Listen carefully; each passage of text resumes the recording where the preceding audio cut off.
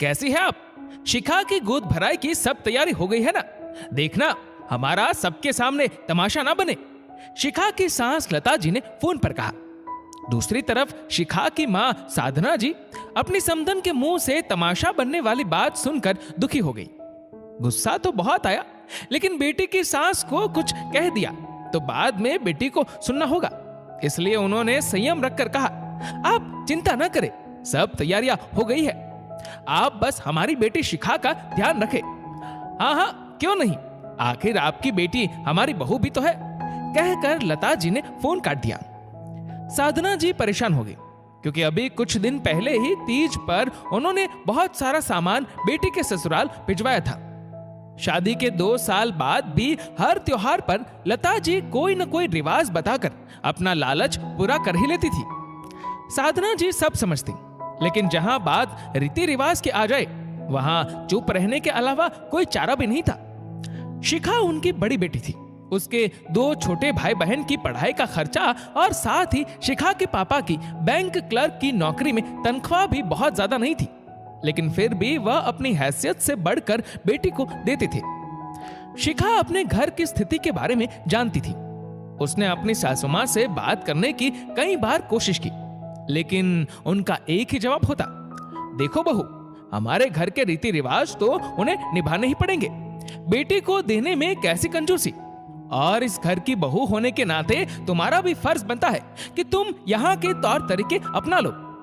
शिखा समझ गई कि उसकी बातों का सासू मां पर कोई असर नहीं होने वाला। फिर उसने अपने पति लोकेश से बात की, लेकिन कोई फायदा नहीं हुआ, क्योंकि इस मामले में जब भी लोकेश अपनी मां से बात करता तो घर में बवाल हो जाता। घर के बड़ों के बीच की बात कहकर लता जी उसे भी चुप करवा देती। फिर गोद भराई की रस्म का दिन आया।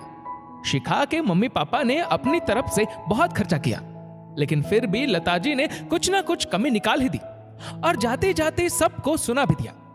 इस बार जो हुआ सो हुआ, मैं कुछ नहीं कहूंगी, लेकिन बच्चा होने पर तो कम से कम हमारा मान सम्मान ठीक ठाक कर देना, सब हमारे रीति रिवाजों को ध्यान में रखकर हिलाना। ये सुनकर शिखा के घर वालों को बहुत बुरा महसूस हुआ, लेकिन हंसी खुशी का माहौल ना बिगड़े इसलिए सब चुप रहे, क्योंकि लता जी की आदत से सब वाकिफ हो चुके थे। फिर शिखा ने एक बच्ची को जन्म दिया, सारी रस्में अच्छे से निभाई गई। उसके बाद शिखा की ननंद अनु की सगाई और जल्दी शादी का मुहूर्त निकल गया। घर में शादी की तैयारी जोर शोर से चलने लगी। सब रस्मों रिवाजों के अनुसार शादी निपटने के बाद एक दिन अनु की सास लता जी से मिलने आई। शिखा और लता जी ने उनका खूब अच्छे से स्वागत किया। बातों बातों में अनु की सास ने कहा, समधन जी, शादी का माहौल था इसलिए मैंने तब कुछ नहीं कहा, लेकिन आपने हमारे रीति रिवाजों का बिल्कुल भी सम्मान नहीं किया और ना ही हमारे रहन सहन के हिसाब से लेन देन किया। सब रिश्तेदारों के सामने आपने हमारी बेइज्जती करवा दी। यह सुनकर लता जी दुखी हो गई, लेकिन समधन जी, हमने अपनी तरफ से सब कुछ बहुत अच्छे से किया है, कोई कंजूसी नहीं की, फिर कहां कमी रह गई जो आपको पसंद नहीं आया? देखिए लता जी, मेरा घर काफी संपन्न है और मुझे लेन देन का कोई लालच नहीं है, लेकिन बेटी के ससुराल वालों के रिवाज तो हर माँ बाप निभाते हैं, तो आप भी निभाइए और आगे से थोड़ा ध्यान रखना। सब बातें शिखा और लोकेश भी सुन रहे थे। उनके जाने के बाद लोकेश अपनी माँ के पास बैठा और कहने लगा, माँ, कहते हैं दुनिया में हर चीज घूम फिर कर वापस जरूर आती है। आपने अपनी बहू और उसके मायके वालों के साथ जो किया हूबहू वही आपकी बेटी के साथ हो रहा है। कल तक आप रिवाजों के नाम पर शिखा के मायके वालों से हर बार कुछ न कुछ सामान मंगवाती थी, जबकि आपको अच्छे से उसके घर के हालात के बारे में पता था। मैंने बहुत बार आपको समझाने का प्रयास किया, लेकिन आप तो समझने को तैयार नहीं थी।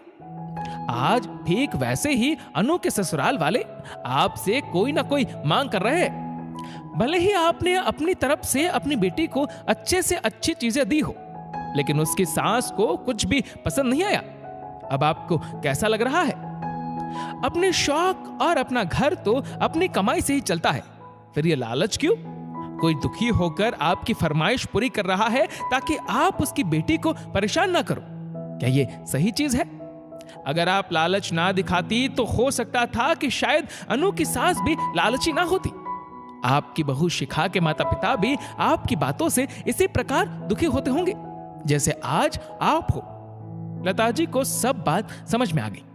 फिर उन्होंने शिखा का हाथ पकड़कर कहा, बेटा मुझे माफ कर दो, मैं बेटे की मां बनकर लालच में आ गई थी। मुफ्त का सामान पाने की लालसा में अपने ही रीति रिवाज बना रही थी।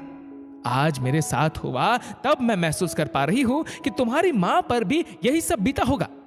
अब से मैं ऐसा कुछ भी नहीं करूंगी। मैं दिल से तुझसे माफी मांगती हूं। शिखा भी ये सब सुनकर अपनी सासू मां के गले लग गई। दोस्तों, कुछ सास बहुत अच्छी होती है जो लेन देन में कम विश्वास रखती है, लेकिन आज भी ऐसे बहुत लोग हैं जो रिवाज के नाम पर बहू के मायके वालों से कुछ ना कुछ मांगते ही रहते हैं। हमें समझना चाहिए कि ये रीति रिवाज रिश्तों को करीब लाने के लिए होते हैं, ना कि रस्मों के नाम पर दूसरों से कुछ पाने की उम्मीद करने के लिए। दोस्तों, इस वीडियो को लेकर आपकी क्या राय है नीचे कमेंट करके जरूर बताएगा। और अगर आपको वीडियो अच्छा लगा हो तो इस वीडियो को लाइक करेगा, शेयर करेगा ज्यादा से ज्यादा लोगों तक। और ऐसे ही और भी इंस्पिरेशनल वीडियोस के लिए सब्सक्राइब करें हमारे यूट्यूब चैनल को और फेसबुक पर फॉलो करें हमारे पेज को। धन्यवाद।